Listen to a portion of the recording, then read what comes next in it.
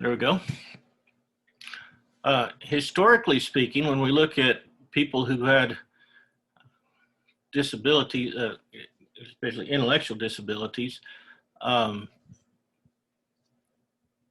it's been a kind of a strange, I guess, bipolar type thing. There were some folks who saw these people as very childlike and therefore very innocent, and thought that as such they needed to be treated that way. That if you had an intellectual disability, that it's like you just never grew up. And there were folks who treated them as such. They came up with the houses to let them live in, stay in. But on the other end, there were those who thought that as people who had disabilities, that they really didn't deserve to be taken from society, very much as Hitler did in World War II. There have been people historically who would either segregate these people or even advocate for sterilization, thinking that if they reproduced, then surely they would be making more like themselves, and therefore we should not allow them to reproduce. So it's been very interesting. One of the reasons that the whole disability argument came around is that there was one of the presidents had a sister who had, I've gone blank now, I can't remember if it was Johnson or Kennedy, had a sister who was mentally retarded, which used to be the term. Of course, we don't use that term anymore. It's now intellectual disability. I keep referring back to that term because they haven't actually changed the federal law yet. The federal law still uses that term. Texas has changed over from mental retardation to intellectual disability, and the federal law, I'm sure when it's reauthorized, will do the same. But in the definition, when they're trying to determine if a person has an intellectual disability, they look at three different parts of that. One is the intellect. And we'll see here in a little bit the Texas definition, but it's generally accepted that the intellect is more than 2 standard deviations below the mean.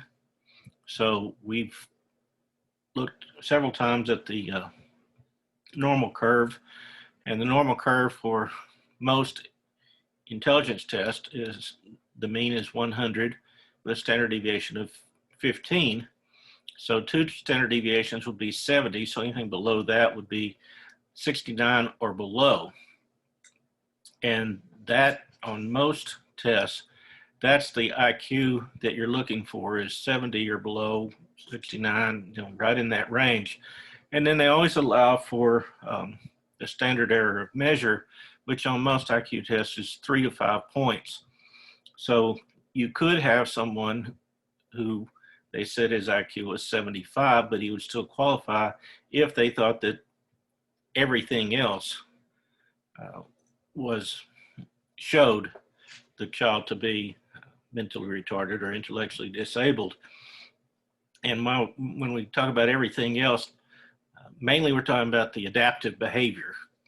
This is behavior in one or more life areas, and we actually have those listed out in the Texas definition. But it's, things like self-care, ability to use public services, those sorts of things.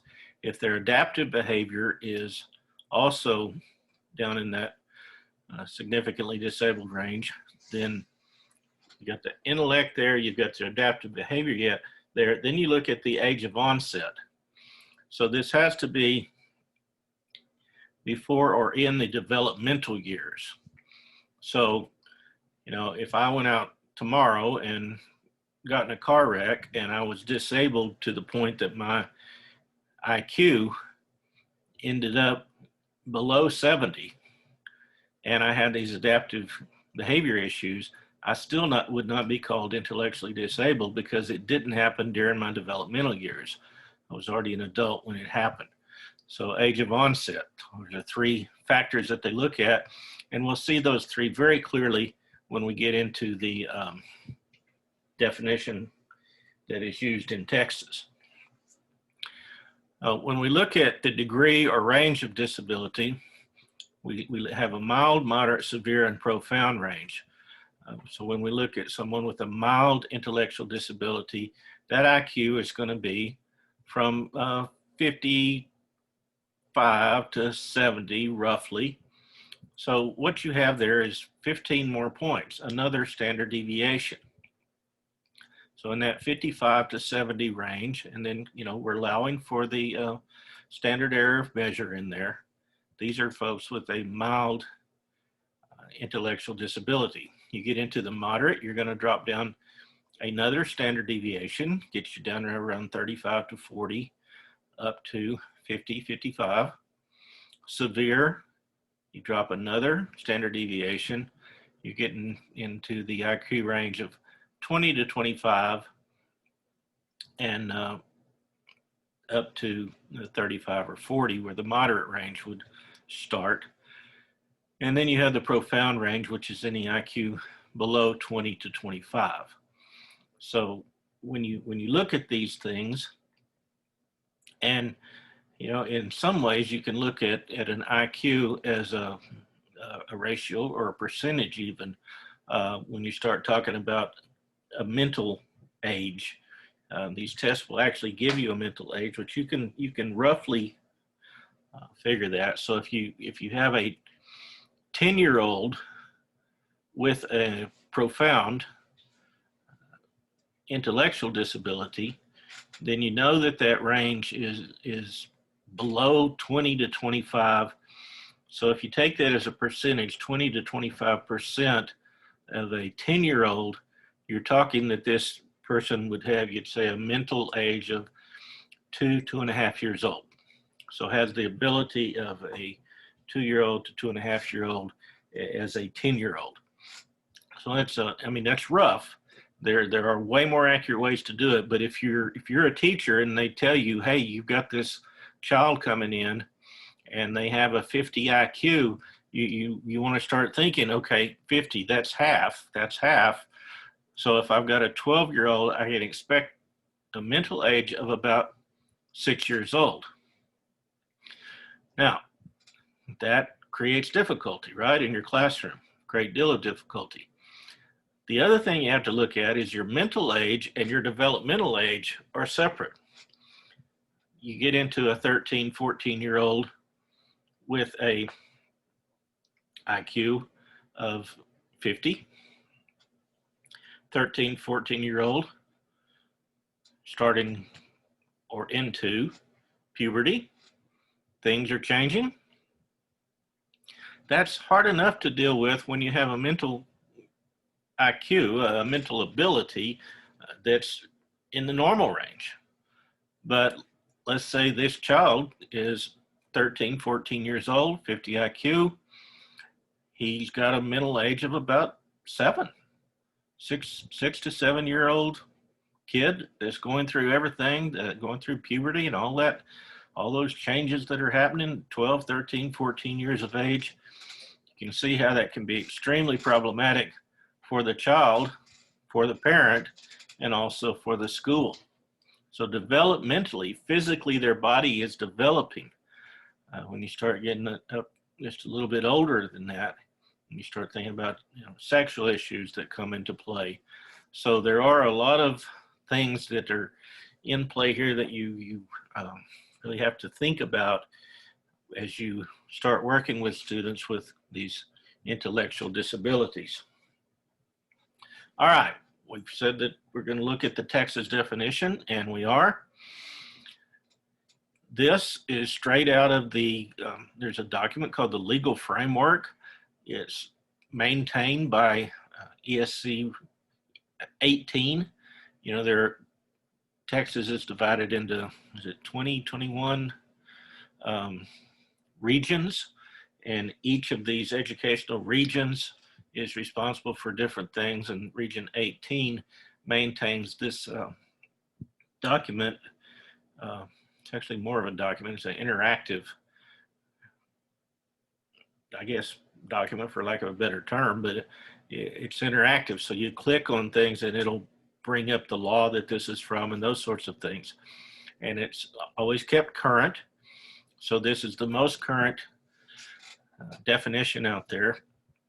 Intellectual disability means significantly sub-average. Significantly sub-average normally means at least 2 standard deviations. So significantly sub-average general intellectual functioning that is reflective or reflected in an overall test score of cognitive ability that is at least 2 standard deviations below the mean. So there's that we've been talking about. And we've said that most IQ tests, the mean is 100 and the standard deviation is 15. One of the IQ tests, the mean is 100 and the standard deviation is 16. So you got a little bit of a variability, but they're all pretty close to there. So standard deviations, at least 2 standard deviations below the mean when taking into consideration the standard error of measurement of the test. Now, a standard error of measurement is a statistical manipulation, for lack of a better term, that says we're pretty sure that even though this score says it's 65, we're not 100% sure that it's actually 65, but we're 90% sure that it's between 62 and 68.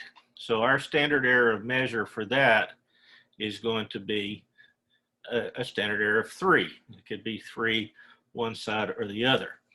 And then we're 99% sure that it is within 5.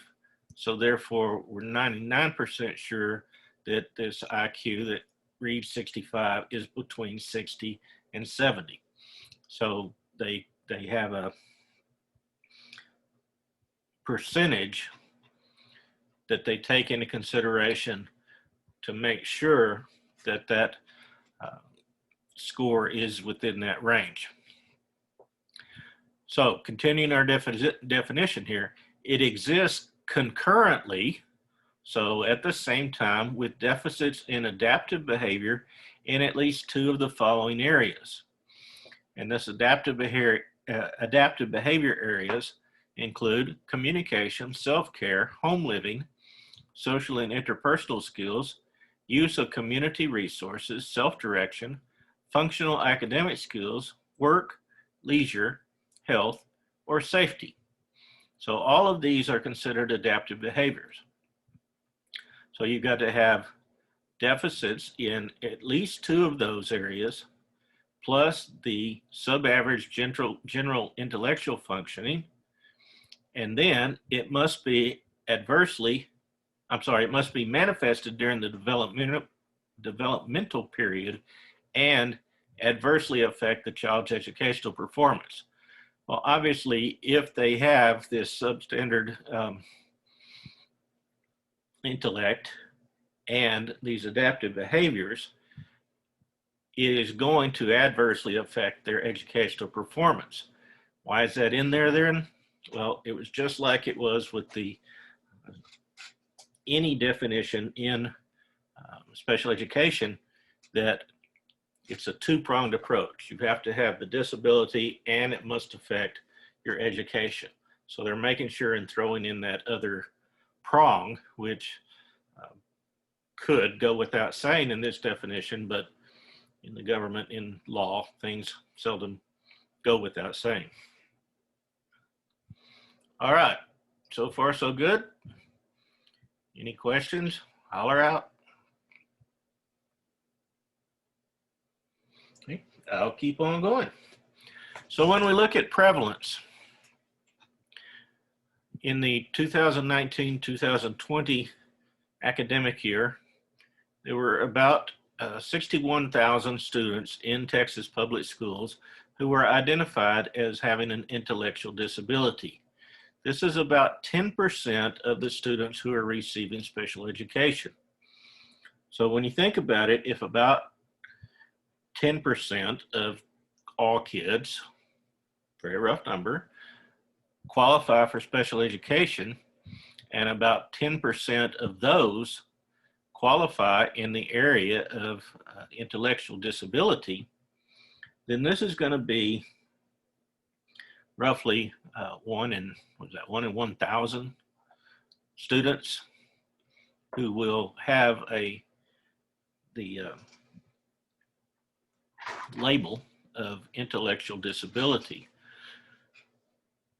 Question is always, okay, I'm a general ed teacher. Will I ever run across these kids? They'll be in your schools. Whether they're in your classroom or not depends a whole lot on what you teach. If you are if you teach one of the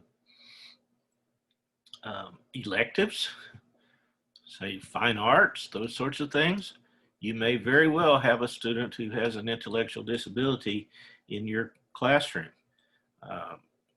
There was a big deal a number of years ago. Two very adamant parents who had a son who was at least severely, if not profoundly, intellectually disabled. And they went to, I'm going blank on the name of the school now. It's in HEB. They're the Trojans. They often compete for state, but I've gone blank on the name of the school. Anyway, I guess it doesn't really matter, but they were adamant that their son be allowed to be in the band. And the HEB school district said, yeah, that's great. We'll get him in the band, and we will send an aide with him to on all the band trips and all the games and all that. So they put this kid in a uniform, and they carried the drum out onto, when they performed at halftime, they carried the drum out onto the field, and he stood there and banged on his drum with the stick. Not to any time that anybody could tell, but he did that. And it was the way that they included him. Normally it doesn't go that far. Good, bad, or indifferent. That's what the district did to appease these parents. And they got a lot of press about it. That's one of the reasons I know about it, is that it was in the newspaper a number of times, and on different social media and those kinds of outlets, about what a great thing it was that this child was able to participate in the band. So you will see these kids in your school, whether they're in your class or not. You know, if you're teaching advanced academics, yeah, they're not going to be in your class. There is the issue that is talked about on pages 132 and 133 of overrepresentation. There's some evidence that African Americans are overrepresented in the category of intellectual disability. Now, let's talk about what overrepresentation means.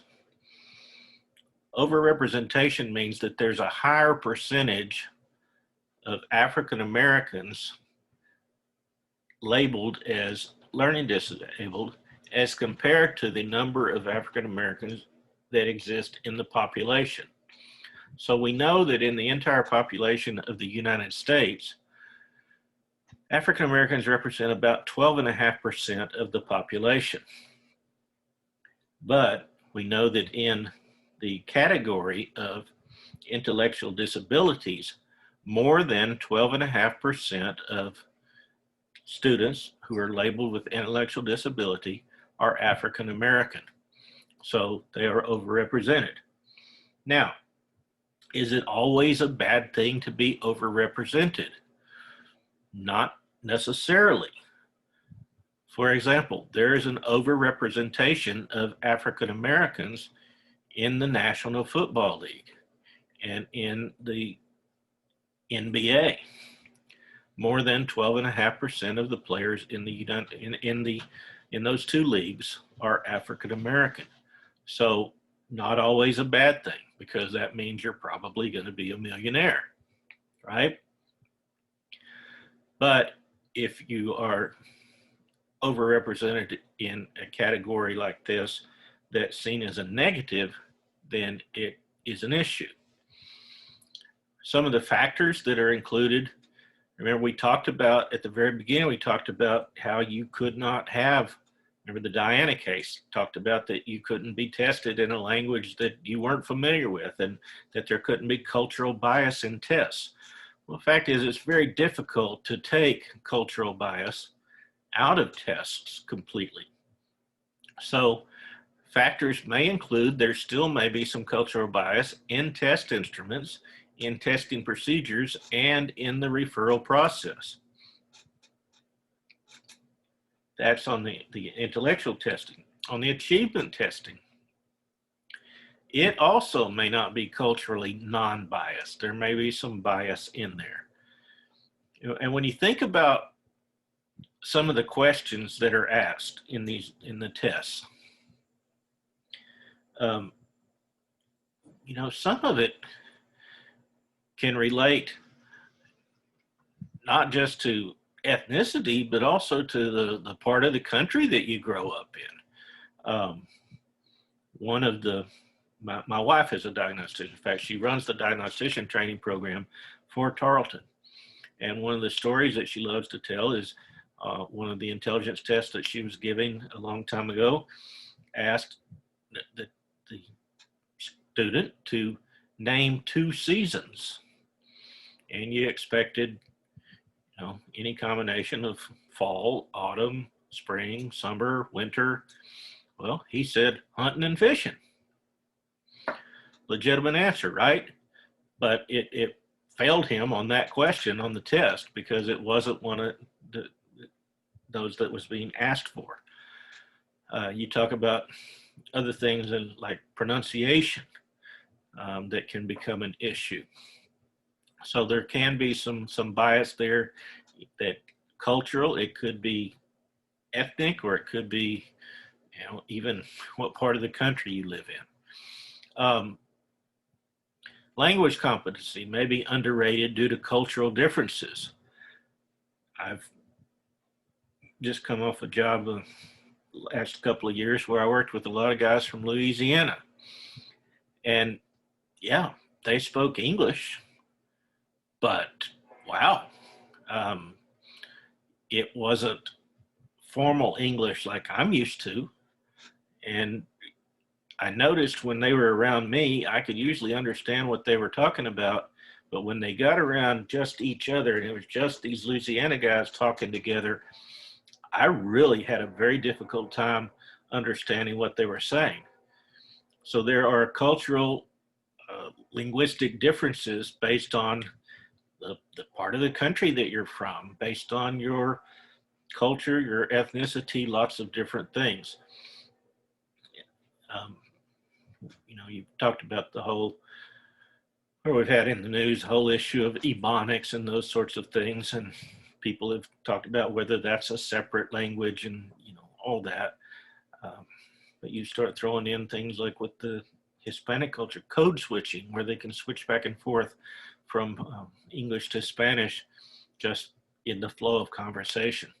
So all of those things can factor in. Another factor can be behavior. If the majority of our teachers are white, which they are in the state of Texas, it's becoming less of a majority of teachers, but the big one coming in is Hispanic, not African American. So if the behavioral norms expected by these teachers are different than the behavioral norms expected by kids of a particular culture, whether that be African American or Hispanic or whatever, then the expectations of behavior can lead to referral. We talked about how some teachers will refer students to get them out of their classroom. And although that's not an appropriate reason to refer, you can see a similar thing happening if you think the child is acting in a not normal way, because my idea of normal is based on the kind of kids I grew up around, or the kind of kids that my kids are and my kids hang out with.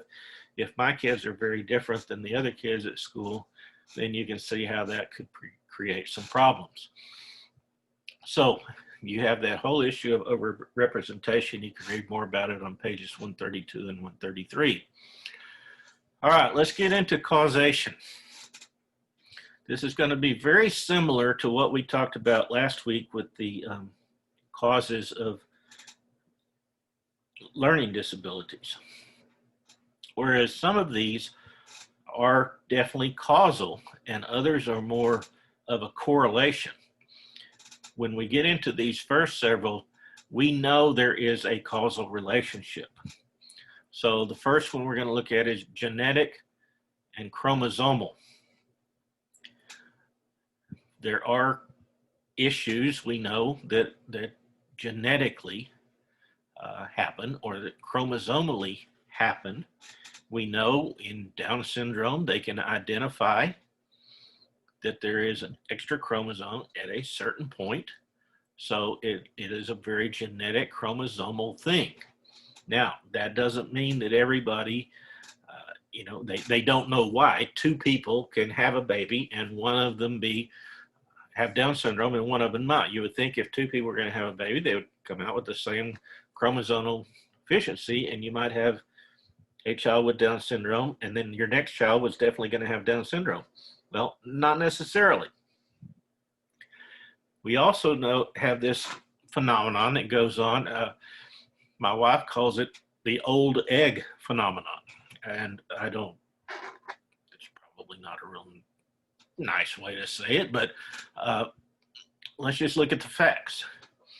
If you conceive at age 25, the chances are about 1 in 1,250 that your child will have Down syndrome. If you conceive at age 40, the odds are about 1 in 100 that your child will have Down syndrome. So you have more than 10% greater chance, not more than 10%, more than 10 times greater chance of having a child with Down syndrome if you wait and don't conceive until you're age 40. And then the older you get past that, the more likely, the more that number continues to grow, and you are that much more likely to have a student or have a child who has Down syndrome. Now, we're talking about intellectual disabilities here, and we're throwing in Down syndrome. Not every child who has an intellectual disability has Down syndrome. Many kids have intellectual disabilities and they do not have Down syndrome. They don't manifest those other features. And features, a Down syndrome child has a particular look. You got the wide neck, you got what they used to call a mongoloidal face, more Asian looking, some people would say. Got the wider neck, shorter neck generally, stockier stature. So there are some particular physical features that you think of with Down syndrome. So not everybody that has an intellectual disability has Down syndrome. Most people think, well, that's probably true, but everybody that has Down syndrome has an intellectual disability. You're almost right. There is a very small portion of people who have Down syndrome whose IQ is actually in the normal range. This is called mosaic Down syndrome, MOSAIC, mosaic Down syndrome. And people who have mosaic Down syndrome have all the other features of people with Down syndrome, but their IQ is actually up a little bit into the normal range. I'm going to say 75, 80, somewhere in that range normally. So there is a deficit. It's definitely lower than the mean, but it is not as low to the point that they probably will not qualify as having an intellectual disability. All right, there are also environmental factors. For example, and this can be prenatally, perinatally, and postnatally, just like we talked about with the learning disabilities. So prenatally, for an example, if the mother gets an infection, and if this, now not every infection obviously is going to cause this, but let's say the mother gets a severe infection and while she is pregnant with the child, and it causes deformity and problems within the brain which lead to intellectual disability. Perinatally, this is at or during the birth process. If you have a student who, for example, the umbilical gets wrapped around the, I keep saying student, I've got school on the brains, but if you have a child and as he or she is being born, the umbilical cord gets wrapped around the neck and the child oxygen is cut off to the brain. This could be a perinatal cause of an intellectual disability. Postnatally, this is after birth, you could have something like encephalitis. So let's say a mosquito is carrying this encephalitis and bites a child. That leads to a high fever, and that high fever leads to brain damage. That would be an example of a postnatal environmental factor leading to an intellectual disability. Now, these next ones in the psychosocial area are more correlations, but there are some people ready to say, no, this is causal. It's more than just a correlation. We know that a combination of poverty, homelessness, and lack of parent skills or parental ineptitude leads many kids who otherwise could be typical or have an IQ in the average range to have an intellectual disability because the IQ is lowered from, and you know, when we talk about that, IQ is a pretty standard thing across your lifetime. You may become more educated, but that really doesn't change your IQ.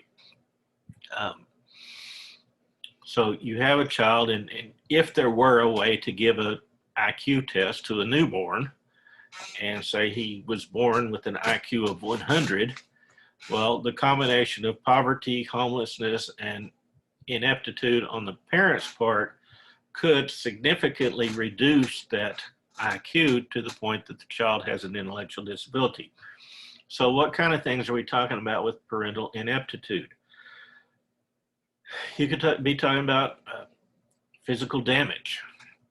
I taught a student one time, and she knew that the reason that she had brain damage was that when she was a baby, that her father beat her mother to the point that it caused brain damage to this baby who was later born, and this is the child that I ended up teaching in high school.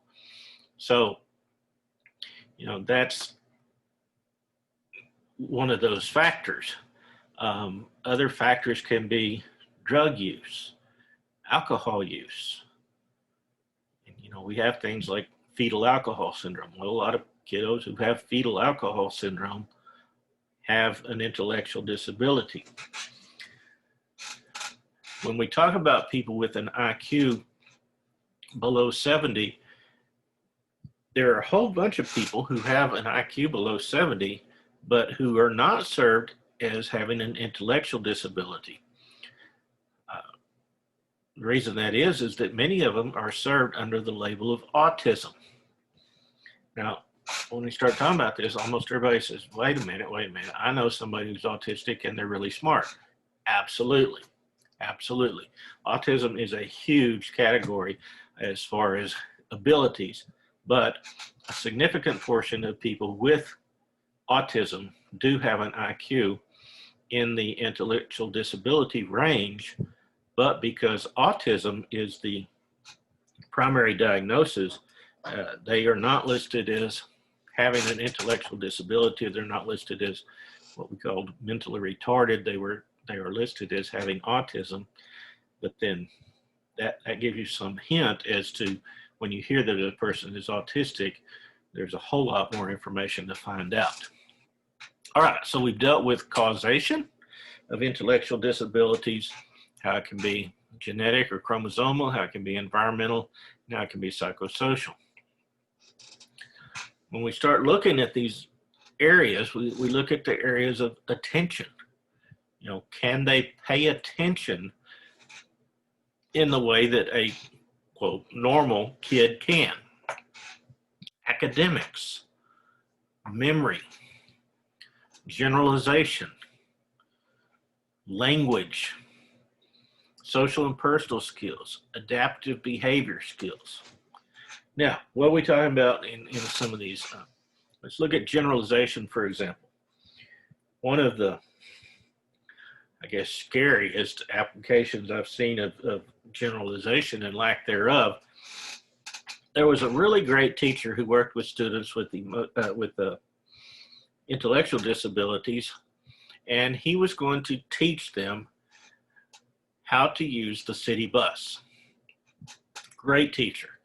He went down to Lowe's, he got a bunch of refrigerator boxes, he cut them out, he went and took pictures on a city street, took pictures, and he made basically a storefront that mimicked the storefront that they would walk in front of. You know, all of those stores were a little bit smaller, but you had the hardware store and the barber shop and the different stores, and he made these.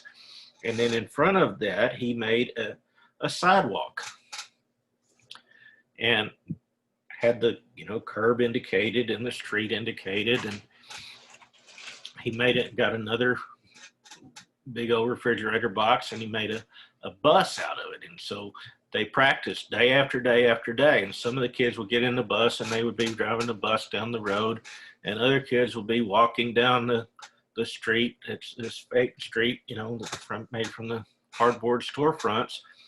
And they had a white line on the ground right at the edge of the curb. And he kept teaching the kids, okay, when y'all get up to that white line, you stop and you wait right there. And they would get to the white line, they would stop, they would wait right there. The kids in the bus, the big, you know, yellow painted cardboard bus, would walk over there, stop, let the kids get into the bus, and then they would all, you know, walk off together in the big yellow cardboard bus. So Friday came, it was time to practice what they had been working on for a few weeks now. He takes everybody, they walk out of the school, they walk down the street, they walk to the street that has the hardware store and the barber shop and all that. They know the bus stop is at the next block. Kids walk down there to the end of that street, walk right out into the street, boom, kid is almost hit by a car. What's the problem? Anybody catch it?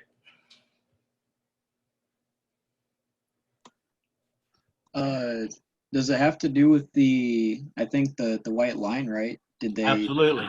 Yeah. Yeah, you nailed it. There was no white line out there on the real street. He had put a white, you know, chalk line or tape line in the classroom, said you walk to there and you stop. They're walking, they're looking for that white line. There's no white stripe out on the real street. So this is an example of generalization. Generalization means I can teach you one skill in this area and you can take it to another area. It's a very important thing when you start thinking about math. You know, I always have people, I'm never going to use this math whenever I get older. Well, you probably won't use some of it, but some of it you're very much going to use.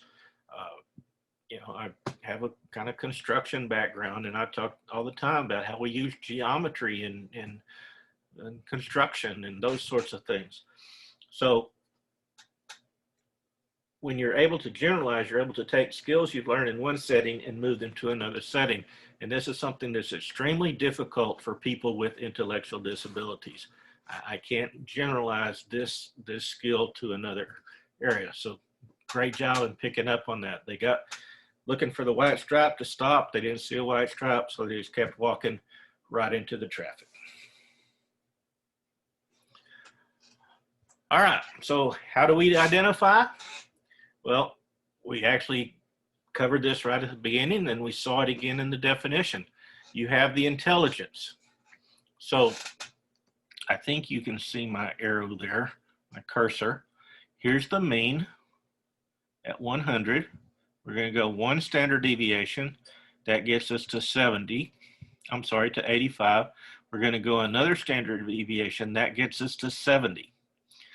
So if we look at these cumulative percentage of people, there's about 2% who fall in this category, in this area of an IQ between 55 and 70, and then about 0.1% below that.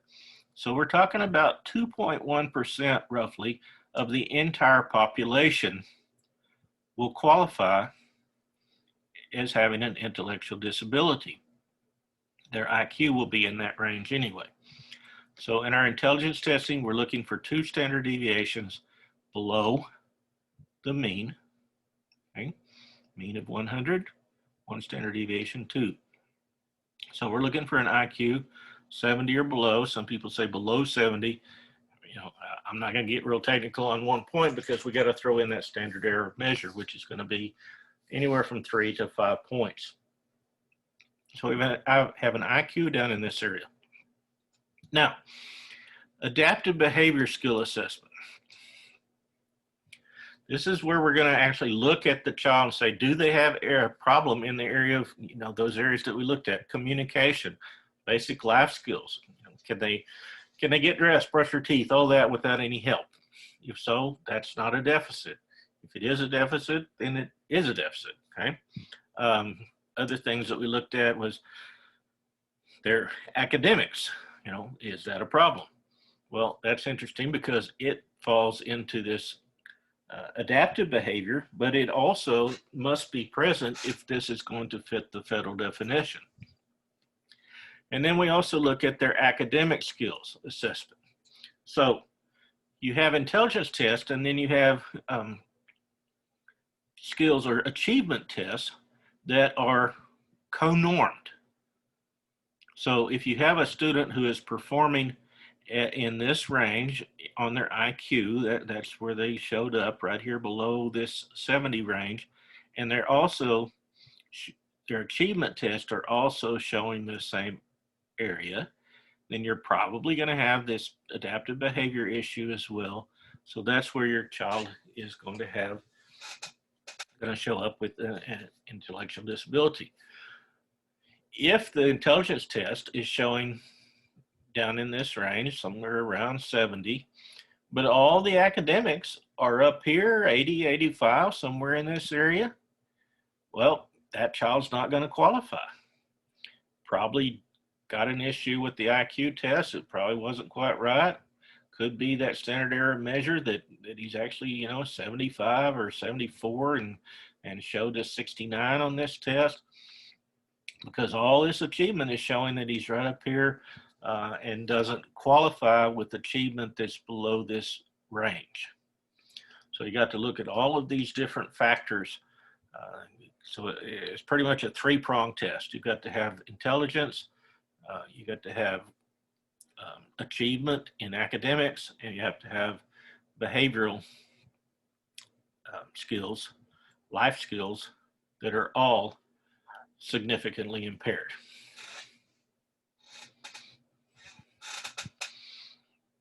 So, what do these kiddos get in school? We've talked about how they're not going to be in your honors classes. Some of them can do basic academics. If you've got a child that's running around there with pretty close to a 70 IQ, I mean, let's face it, you got a kid sitting over here on this side of the room with a 72 IQ, does not qualify as having an intellectual disability. Got this kid sitting over here with a 68 IQ. Can you, as a teacher, tell a whole lot of difference between those two kids? No. They look a whole lot alike. They act a whole lot alike. They're going to achieve a whole lot alike. yet one qualifies as having an intellectual disability. The other one, his intellect is not low enough to be intellectually disabled. His intellect is not high enough that you're going to show up with this pattern of strengths and weaknesses for him to qualify as having a learning disability. He's what some of them call low and slow. You know, he's your classic slow learner. He has a low IQ. His achievement is right there to match, but it's not low enough to have an intellectual disability. So you've sat with kids like this in school when you were going through school. They really struggled, but they could, you know, probably eke out C's if they worked real hard at it. Basic academics. They're not going to be in your honors classes. They're not going to make it to the advanced classes, but hopefully they'll hang with it long enough to get them graduated. All right, some are going to be just too low for basic academics. They can't go that well. So we go more with functional academics. This is a child who's probably in high school, still working on addition and subtraction, those sorts of things. Then you're going to have some that are lower, and you know, you get to the point that, you know, does it really matter? Does math really matter at this point? This is not a kid who's ever probably going to be keeping his own checkbook. So let's start thinking about life skills. You get into a life skills type classroom, and real often it's going to be like a kitchen, like a home. They might have washer and dryer and sinks and dishwashers and things like that, to where even ovens, where we can teach these kiddos how to cook and how to take care of themselves, how to wash the dishes, how to do their laundry, those sorts of skills that they're going to need in life. Also want to work with them on self-advocacy skills, you know, standing up for themselves instead of being taken advantage of. In our society, historically, people with intellectual disabilities have been taken advantage of very badly. We also want to get into community-based instruction. Many of these kiddos, when they graduate, when they turn 18 and could graduate, instead of graduating, they're actually allowed to stay in school until they turn 22. So there are many transition planning and training areas where they can get community-based instruction. I had a student that I worked with that had a 67 IQ. He was pretty good in a number of different areas, and he got a job at a grocery store when he was still in high school. And they taught him how to be a sacker. So he sacked groceries. Interestingly, his parents felt that he was capable of driving, so they helped him get a driver's license. And last I heard, he was driving from Fort Worth every day up to the Mint, where's that, Justin? The U.S. Mint, where they print the money, and he's cleans the floors, and he's part of the custodial staff there.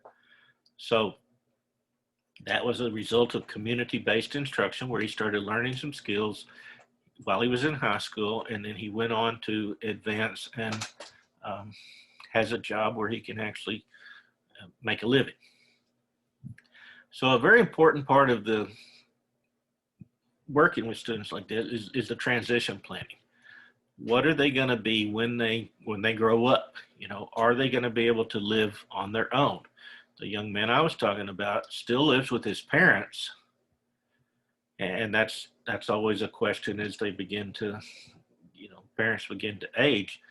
What's going to happen when the parent can either no longer take care of them, or the parent is no longer there?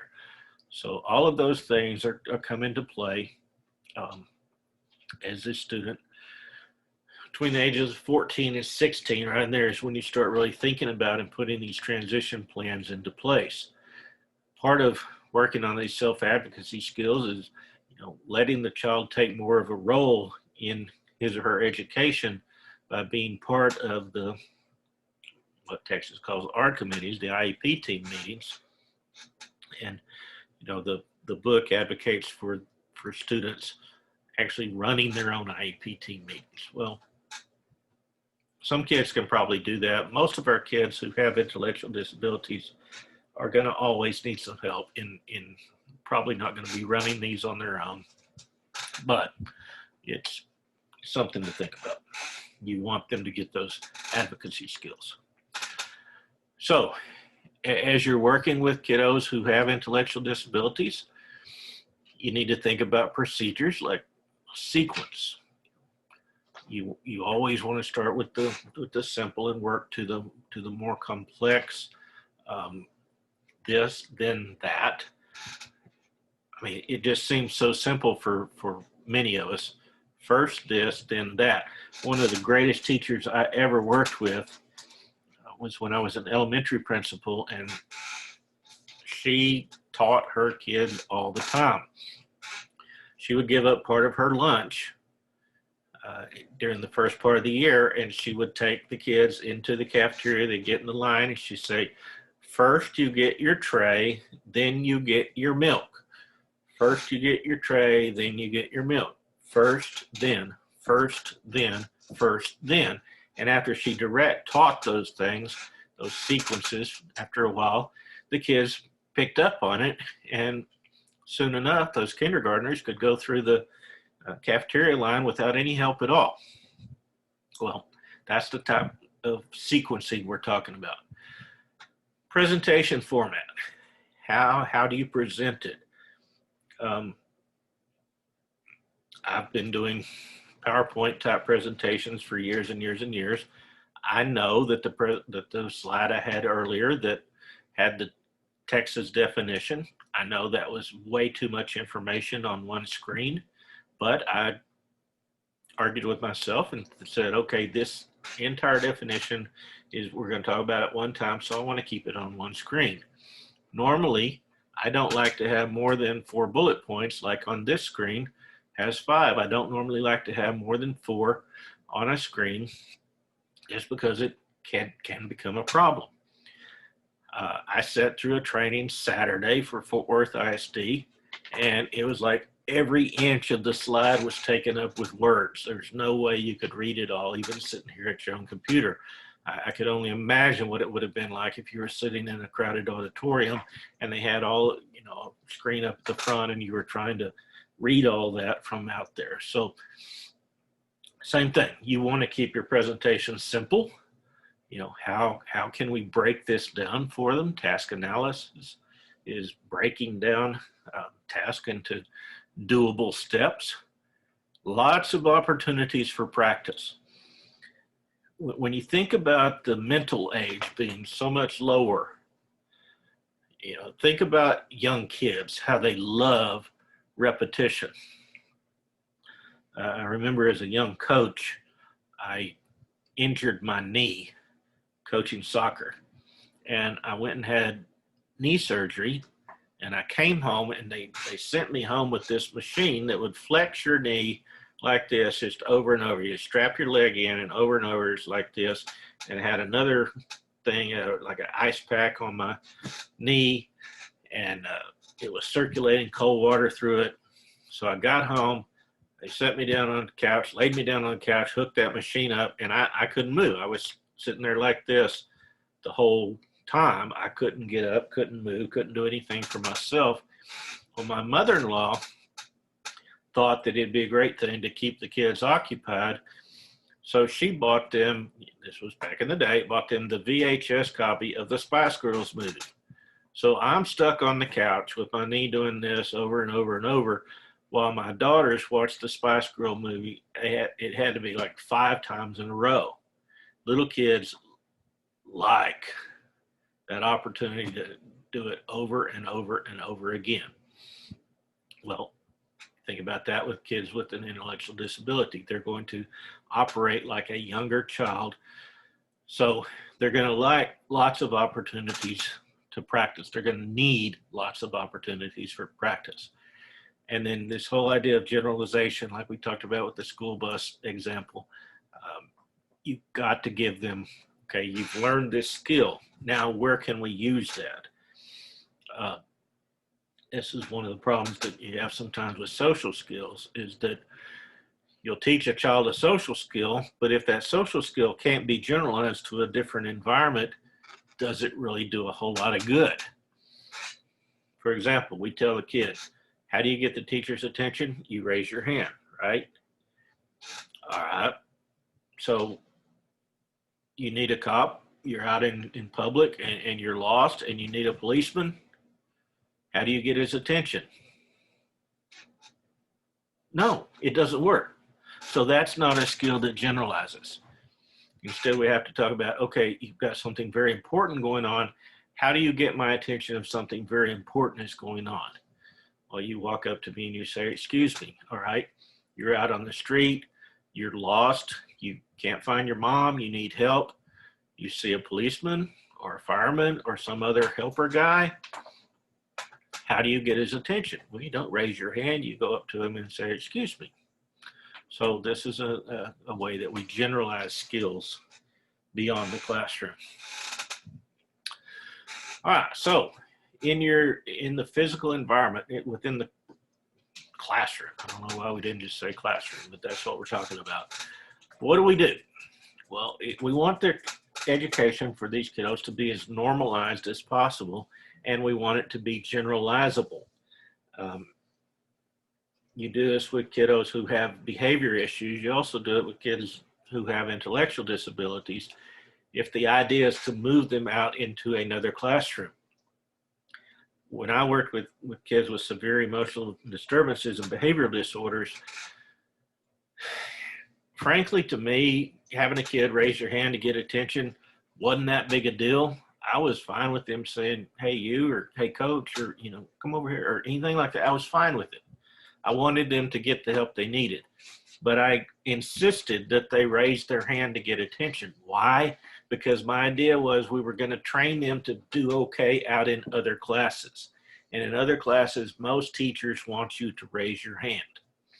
So we taught them, two very different skills. One skill for getting a policeman's attention, one skill for getting a teacher's attention. For the teacher's attention, you're going to raise your hand, wait for acknowledgement, state your request. So we broke it down, task analysis. Physical arrangement, we want to make sure that it's age appropriate. One of the issues that a lot of people have is you get a 15-year-old with Down syndrome, you get a 15-year-old with an intellectual disability, and you're thinking, oh, he's such a kid, let's keep doing the beanbag thing, and they like it. Yeah, maybe they do like it. Maybe they do want to go sit on the carpet square, like they did in elementary school. But is that age appropriate? Well, it's not age appropriate anymore in middle school, not age appropriate in high school. What's going to happen? They're going to get made fun of. They're going to not have the skills they need to be able to interact in a, quote, normalized classroom.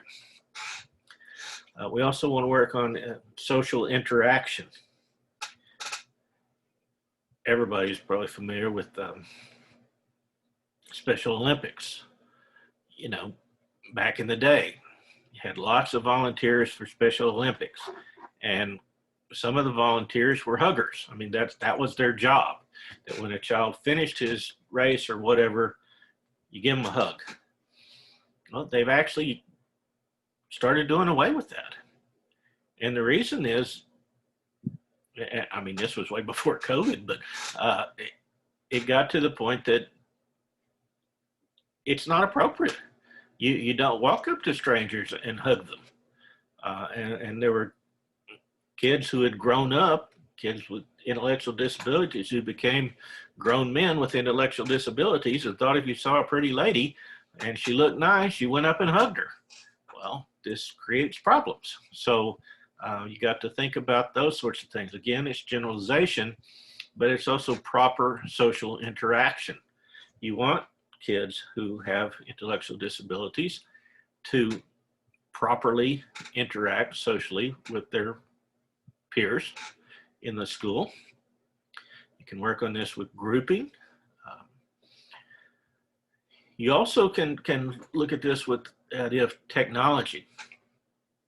A lot of kids with low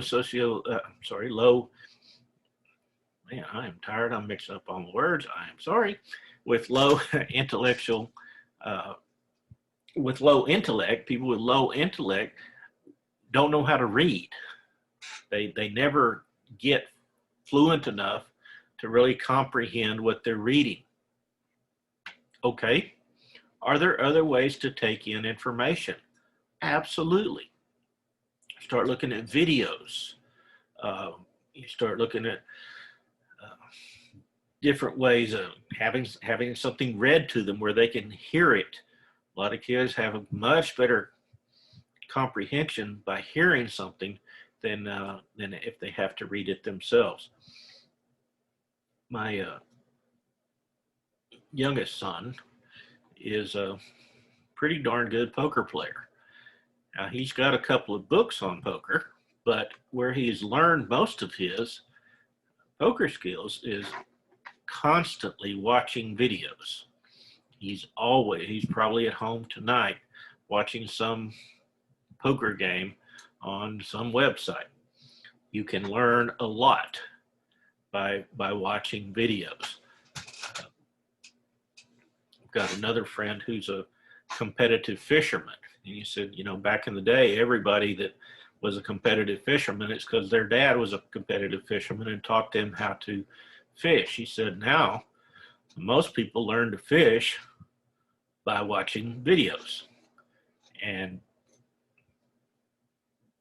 there's a whole giant influx of professional fishermen who are pretty young, and they've learned their skill by watching videos. So I know that's kind of sacrilege to talk about when schools have been all about books, but think of ways that you can use technology for kiddos to get the information that they need.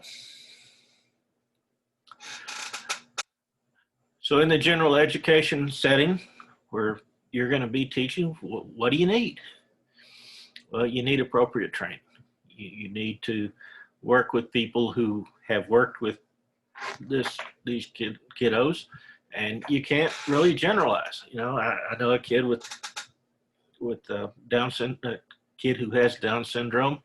I say he's a kid. He's probably 25 or 30 now, and he's got great social skills. I talked to him. You talk to him about the Cowboys. You can talk to him about Baylor football. I mean, those are two things that he really likes.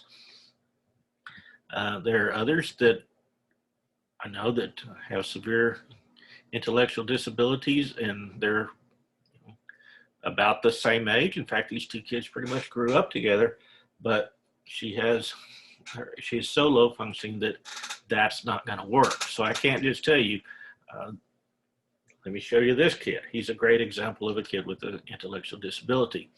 Yeah, he's a great kid of a great illustration of a success story of a child with an intellectual disability. On this girl, on the other hand, that's over there screaming and yelling, her very, very different situation.